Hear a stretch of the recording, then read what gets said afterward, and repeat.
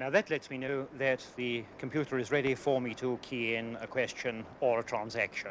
In 1971, when the BBC broadcast New Worlds, computers were, well, alien. Right, now to do this, I'll lift up the telephone handset. The system will say ready, as we have just heard. I'll then key in a code 34, which is the code for an inquiry, and in fact you'll hear the tones which this telephone transmits to the computer we have in Croydon. Which might as well have been another planet. But now there are more than 1 billion computers on our planet. And in the UK, the power consumption of the various desktop, laptop and handheld PCs could rise to half our energy use over the next 10 years. Most of us could not work without our computer. Shopping, travelling, banking and even talking to friends is frequently filtered through the chip. And whilst life lived through left-click and mouse shuttle has cut transport, it has not replaced it. And now computers themselves are eating up more energy. Power use from IT is up there with that of aviation, 2% and rising. Today on Costing the Earth, we ask if we can power down the digital devices. Can we keep the apps but cut the watts? Just imagine you have the most modern high-tech rooms, air-conditioned, sanitized, full of rack upon rack upon rack of computers. I mean, big computers and storage devices churning away 24 hours a day, never stopping, never slowing down, running all the processing power that allows you and me to access Google or access our banks at night or do anything else we want on the web like YouTube or Facebook. These machines are like giant robots that just keep going. They never stop. They can't afford to stop. We've created these monsters now. That was Rakesh Kumar from the IT consultants Gartner Research talking to me just outside the Bank of England. He'll lead me through the parallel world on the other side of my screen alongside this man, Alex Rabetz, who runs an IT company called Migration Solutions and writes on the subject.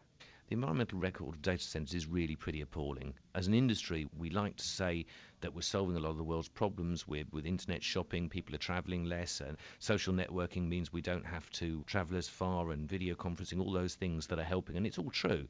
But as an industry, we've never really looked inward and said, well, actually, look at our data centres. They're not very efficient. We're using huge amounts of power and pumping out huge amounts of heat into the atmosphere. Is there something that we can do better? And I think that that's something which we really do need to start looking at now. What was stored in a dusty filing cabinet or gloomy archive is now a few ones and noughts in a power-hungry hard drive. Regulation and government requirements are just driving the requirement to store data up and up and up.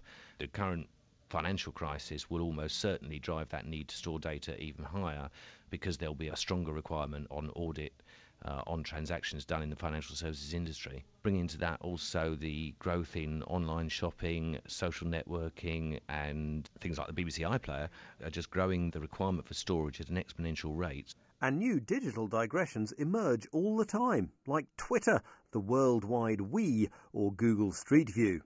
For us, they may demand no more energy than twiddling our thumbs, but I'm sorry to say, Costing the Earth is about to inject a little green guilt.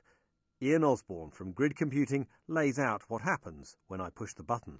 Okay, well, you access a system like YouTube by the URL. You put it along the top of the browser and you click on something, and that sends a message to a particular web page. It goes through the internet to a server that it's identified, and it accesses on that server the information you've picked, and it streams a set of data back to you. And that set of data is a whole set of information that is reassembled when it reaches your PC and it reassembled into a video. So you're going across the internet, you don't know which country you're going to, you don't know which server you're going to, all you know is what comes back is a stream of content that you can watch on your PC. So when I type in my YouTube request, a server somewhere, it could be Reykjavik or Rajasthan, wakes up and thinks, oh, I need to respond to this. Indeed, that's exactly how it works. I'm just going to log on to Facebook and try and upload a picture from Costing the Earth's recent visit to Washington. Now, the picture is about 400 kilobytes, and this should take about 30 seconds. And let's say it's viewed by about, let's go for 20 of my online friends. Now, there are people that calculate carbon impact of these things, and the one we've used, Ecometrica, reckon that will result in 0.023 of carbon dioxide emissions.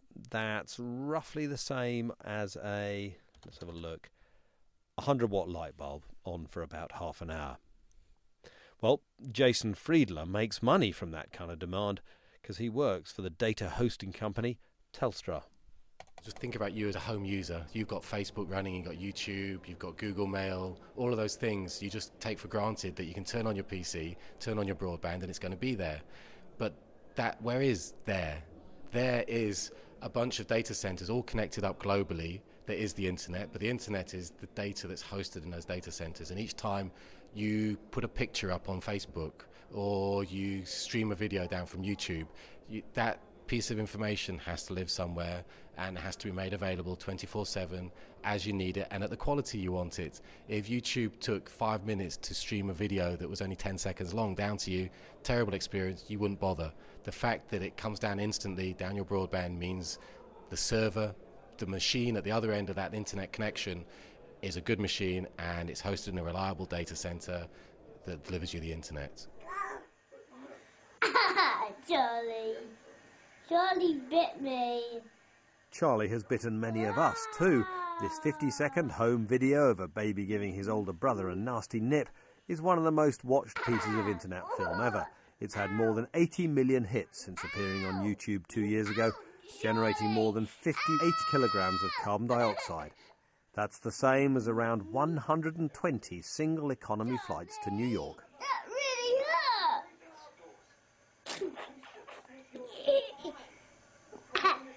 But if you enjoy more than just a quick hit, taking residents DigiSide with such online games as Second Life, your alter ego can run up a carbon bill approaching your own. It's been claimed that an average Second Life avatar consumes more electricity than a real African, about on a par with the Brazilian norm. But Bill Weil from Google thinks we need to change our behaviour when offline, not online. Most computers today are simply left on all the time, something like 60 or 70% of them. And I think that's just crazy. If those computers actually were light bulbs, I think most of us, I certainly can hear my mother's voice in the background, when a light is left on in our house saying you should turn that off. Most of us wouldn't just leave all the lights burning all the time.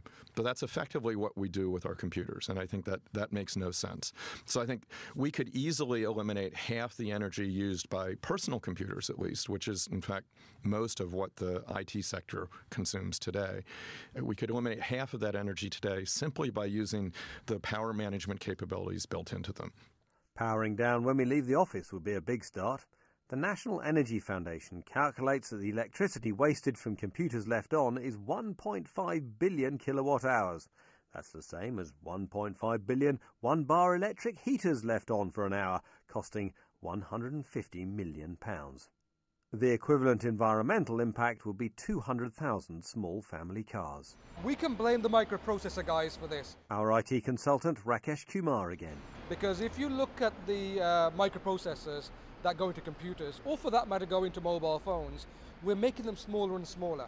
And we're putting more and more functionality on them, which is great, but there's no such thing as a free lunch.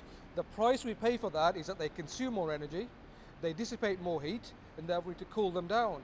And if you imagine what happens to that processor in a computer, where we have dozens, if not hundreds of these microprocessors, we get smaller computers, smaller servers, but each one consumes a lot more energy than a computer used to, say, 2 or 3 years ago. Really? So the more potent they get, the more energy they need to run their smart brains? Absolutely. More energy they need. But the second factor is even more critical. They generate more heat. And if we don't cool these things down, they switch themselves off. And we know we're in London in the banking sector. None of these machines can afford to go down because they run our banking transactions, they run our credit card transactions, so we've got to keep them cool. And a lot of energy goes into keeping these servers cool in big data centers. And what about in terms of the people that actually work here? If I'm an investment banker and I tap my screen to buy or sell, tell me what happens after I've hit that command, that return button. What typically happens is that as soon as you've pressed your key, there is a computer very close to where that trader will be sitting that runs that transaction, runs that computer program, makes those decisions, and comes back with a result within microseconds. And if it takes too long, that investment banker could lose lots of money for the bank. It has to be very instantaneous. It has to be always available, always reliable. We can't afford these things to slow down or stop at all. And the fact that it has to be so quick, does that mean that the data center has to be close by? Absolutely. For some of these core banking applications, that we have this thing called latency, which is the time it takes on the network to send an instruction, receive an instruction. If that is too long, and we're talking milliseconds and microseconds here, if that is too long, then the data center is useless. But data travels at the speed of light along an optic fiber. Surely that's quick enough. Yes, the data itself, but it's the application. The application is to churn through its calculations. If that application is too far away, then it does take too long, and it's just too far away. It does make a difference. And that's why we have so many data centers in London. If you look at not just the City of London, if you look at the spread between on the West Heathrow and on the East Docklands, we have the highest concentration of data centers anywhere in the world. The highest concentration, and of course it's having a knock-on effect because energy is being consumed. The brains of the world are here in the southeast They're of England. here, they're in behind these big concrete walls, and they're churning away as we speak now.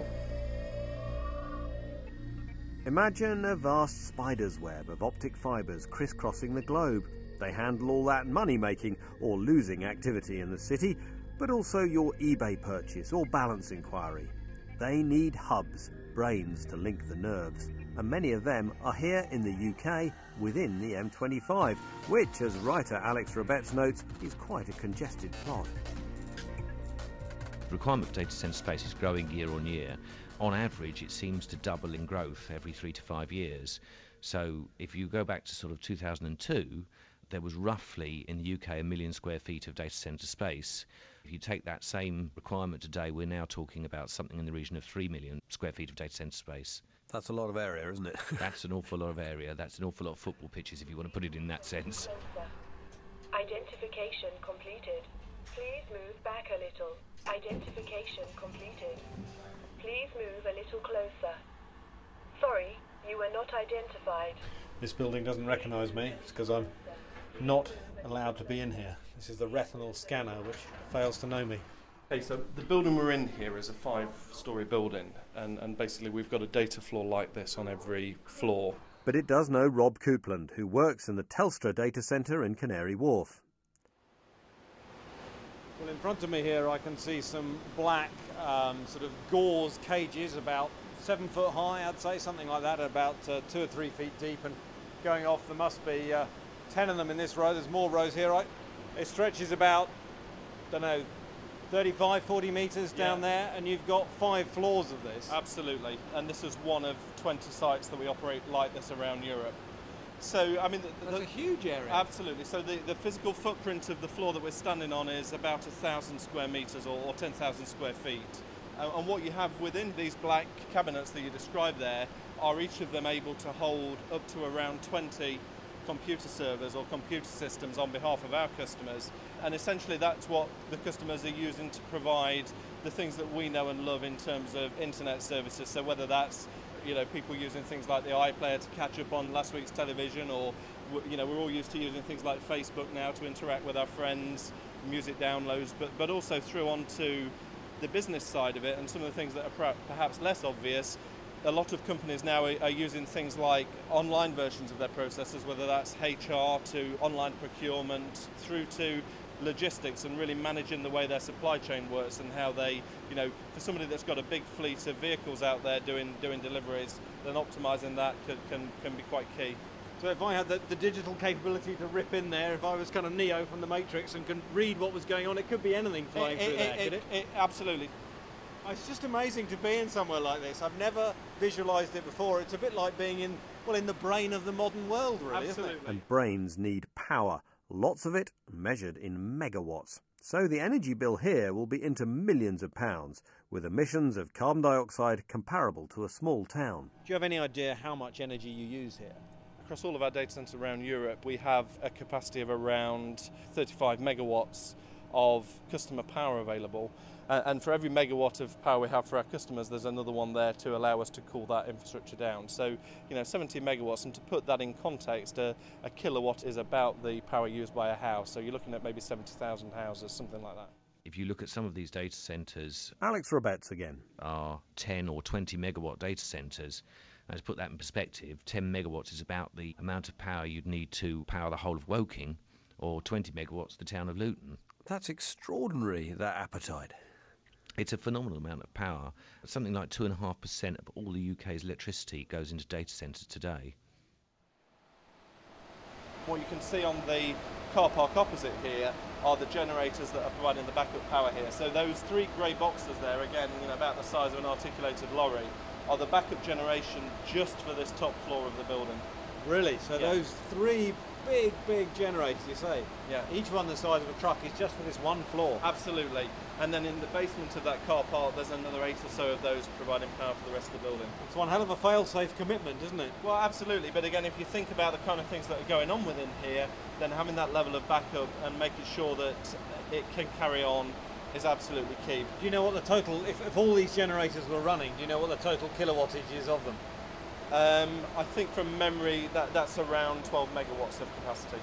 So again, even within that, we have fail-safes that say not only are we protecting against the power supply going down, we're also protecting against the fact that one of the generators may be down as well. In effect, you have to have your own mini power station on standby in case something goes down. Absolutely. It shows how much energy you need. Absolutely. But the industry is waking up to the need to be green. Not, it has to be said, for entirely altruistic reasons. There really is a green agenda. There is a belief that, from the government, that these large data centers should do more about managing the energy that they use, recycling that energy, and becoming carbon neutral.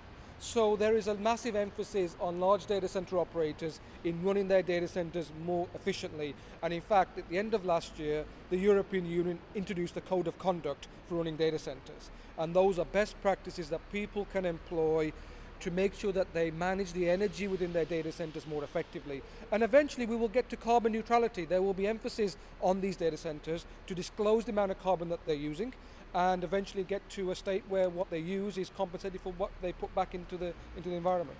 Well, give me some examples of some emerging green ideas in data centers. Well, one simple one, a data center normally runs at about 16 degrees Celsius. We've had them that cool because of technology that used to exist 15, 20 years ago. With new servers, we can run them at 25, 26 degrees Celsius. By raising the temperature, we use less energy in air conditioning, and there's a dramatic saving in money there. That's one simple example. And another one could be to use outside air.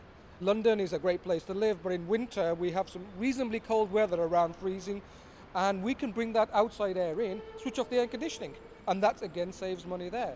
And then we have more advanced techniques like virtualization, which means that each server is doing more productive work for every kilowatt of energy that it uses.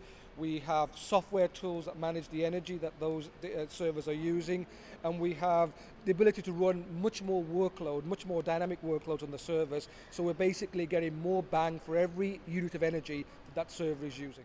And what about the market leader, Google? They run data centers across the world and are growing all the time. They believe their gear is already more efficient than the industry average, and they're starting to use renewable energy. They formed a group, the Climate Savers Computer Initiative, and aim to reduce energy for IT by 50% in just 3 years. Bill Weil is their green energy czar. Yep, that is what they call him. Is Google doing enough? I think we're doing actually quite a bit. We use about half the energy in our data centers that a typical industry facility would that performs the same work. So we're getting twice as much work, actually perhaps more, per unit of energy consumed as we would if we were doing what's typical in the industry. And we're using some renewable energy, not as much as we'd like, but the truth is that from an economic perspective, it just doesn't make sense today because renewable energy is so expensive. But more critically for the industry, the data-choked areas like central London are running short on power, and there may not be enough to service the needs of the Olympics. Demand for juice from the plug is forecast to nearly double in the Docklands in the next 7 years. Grid Computing's Ian Osborne and Alex Rabetz again. There is no more power in the City of London. You basically have to use the capacity that's available. You may have to wait 18 months for any alternative. So the energy demand for computing is a real stricture on its growth in some areas. In big cities, particularly London, New York, yes. The shortage of power is causing quite significant problems in some areas, particularly central London, but also outside of London, where there just isn't any more power available. The infrastructure was never built with data centres in mind, and therefore it just isn't there to carry the amount of power. Well, how serious is that shortage? Some organisations, say for example in the Docklands, experience regular brownouts, on a daily basis. And outside of London, still in some areas, particularly the west of London, similar things are happening. Data centres just cannot get power. They're going to the electricity companies and they're saying, we haven't got any power to give you, you can't have any. What impact will the Olympics in London have on this problem? Well, the Olympics are already having an impact. It's very, very difficult to get power in the East End of London at the moment. Companies are going to the electricity companies, to EDF and the like, and saying, we'd like a 4 megawatt supply or a 10 megawatt supply. They're being told, come back after the Olympics. Now, EDF deny this, but it is happening to our customers on a regular basis. Why? Why do the Olympics need so much power? They need to reserve the infrastructure ready for the Olympics. The actual Olympic Games is not the big driver. It's all the construction that goes around the Olympics and what's happening with that. There will be an enormous power requirement when the Olympics are on, just in computing power alone, let alone anything else. EDF would neither confirm nor deny that suggestion, but it seems the data industry is being forced to go green by default, being careful with energy and seeking out cooler, more spacious areas. Iceland is a radical proposal. Their recent record on storing money might be a bit shaky, but with fossil-free geothermal energy on tap, they could fit the bill for green data storage. But can we cope with being separated from our bits? Jason Friedler from Telstra. There's an expression, server hugging. I don't know if you've heard this, but in essence it means the IT guys that actually manage those servers that are in the data centers, they have a desire to go down and physically see their servers and hug them, which is a bit nonsensical because in a lot of essence they don't need to be anywhere near them.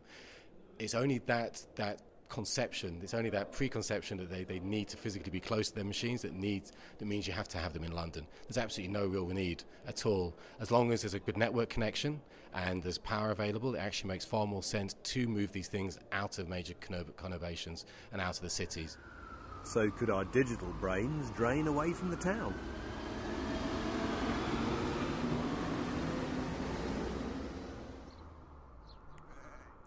Steve Chisholm from the Scottish IT company Alchemy Plus believes he's sitting on the top spot for green and friendly new data centres, and crossing the North Atlantic is a bit too far. Iceland has a lot of access to cheap hydro energy, it's got thermal energy, it has generally a cool climate. Of course, it's a bit isolated and you have to look at transatlantic links bringing in connectivity, whether it's from America or from Europe or Scandinavia or the UK. So it tends to be kind of more isolated, if you like, in terms of its internet connectivity, but it's still there. I think what we have to offer is we have a very similar climate. We have similar access to a large sort of body of current and emerging renewable technologies, but being in the mainland, we're in an established fiscal regime. I think there's a factor here that says if you're going to put sensitive data, whether that's intellectual property of a company, financial data to do with banking, or even the health records of patients, you really want that data to be held within a legal system and within a political regime that's stable and is relevant to the place where that data is produced. In Scotland, they're already working on a tidal power data centre actually in the middle of the Pentland Firth, and a wind and biomass-fuelled internet village and data storage plant in the Borders. Steve Chisholm plans to open his own data centre next year in Inverness. We're hoping to go one stage further in taking the waste heat that's generally produced by all the computer equipment in the data centre and take that heat and recycle it by using it to heat other offices, retail facilities and leisure facilities that are nearby. Normally that heat would be just lost up into the atmosphere, but we're even looking to put that to a productive use. People are acknowledging rightly that data centres, perhaps computing centres generally, are becoming the heavy industry of tomorrow, and therefore if they can be built within an overall ecologically balanced development by using the heat elsewhere, whether that's for housing or for other office and commercial purposes, that's to the benefit. So we have our plan up here in the Highlands, which is probably the first that will come to market from a timeline point of view, and then we have very large schemes in the south of Scotland as well. And then you come to really what the Highlands and Scotland has to offer because of the climate here and because of access to established renewable sources of energy, whether that's hydropower or wind power, as is very common up here now, or emerging tidal wave energy and other things. The actual power that we use will come in from green sources. Computer power and potential has seemed limitless, the horizon ever receding with advancing speed, storage and ingenuity. Could energy be, if not the boundary, then the brakes?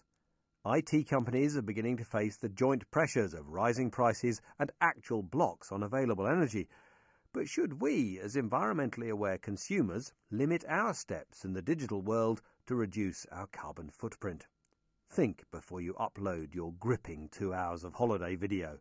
Jason Friedler from Telstra. It's a very interesting concept. So the idea of being aware that every time you do that stream of the YouTube video, it's actually using up a power on a server somewhere else. Very interesting concept. It means who's paying for that? At the moment, Google and YouTube are paying for it because they're the ones that are hosting it, and they're willing to do that because it's being paid by advertising funds.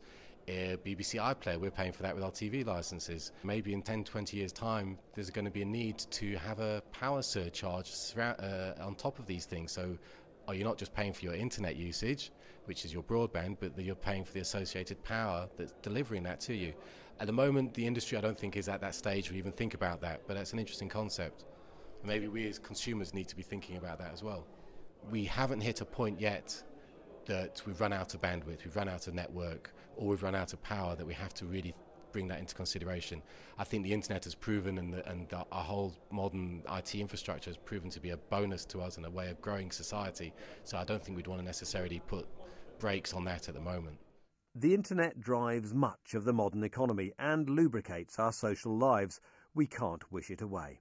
Nor should we, says Google's Bill Weil, as, when it comes to our planet, the digital world is more friend than foe.